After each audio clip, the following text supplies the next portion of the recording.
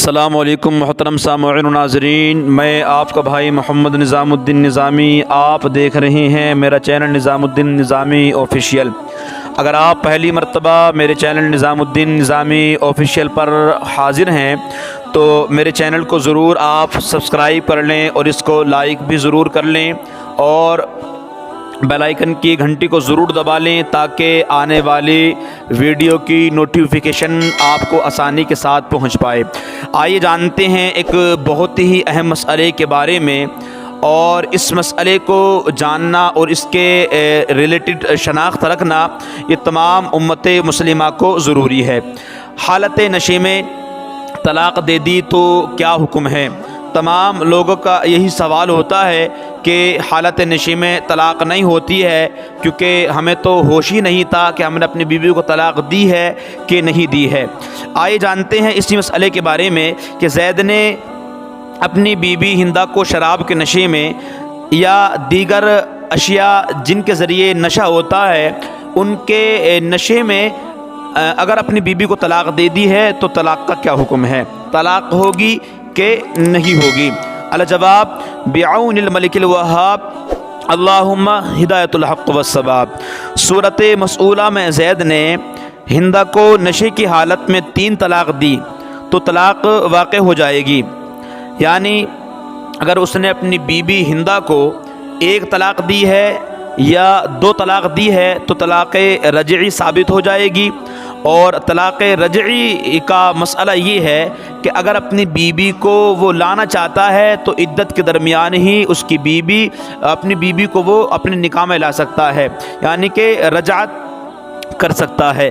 اگر اس نے 3 طلاق اپنی بیوی کو دے دی حالت نشے میں، شراب کے نشے میں، تو اس کا مسئلہ بدل جائے گا، اس کی بیوی اس کے لیے حرام ہو جائے گی، اس کی بیوی اس کے نکاح سے نکل جائے گی۔ اب اگر اپنے نکاح میں وہ لانا چاہتا ہے تو دوسرے کے ساتھ میں نکاح کرنا ہوگا۔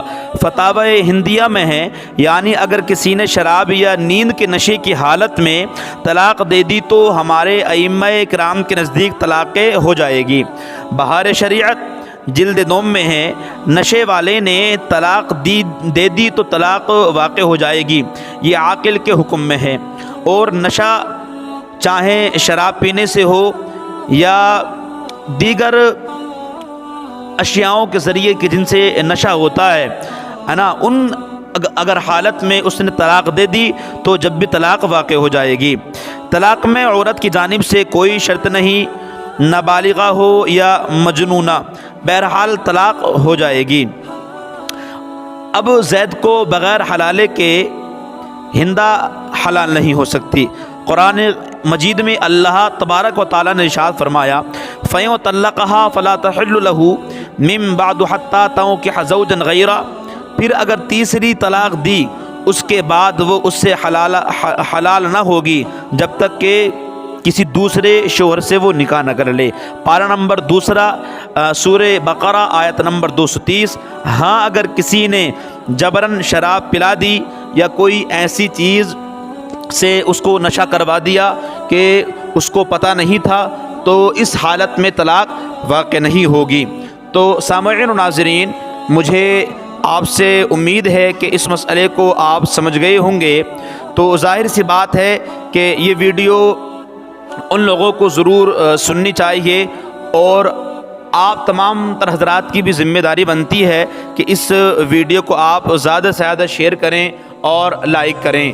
یہ ان کے لیے زیادہ ضروری ہے یہ مسئلہ کہ جو لوگ حالت نشے میں طلاق دے دیتے ہیں اور اپنی بیوی کو خود ہی اس کا فیصلہ کر لیتے ہیں کہ حالت نشے میں طلاق واقع نہیں ہوتی ہے۔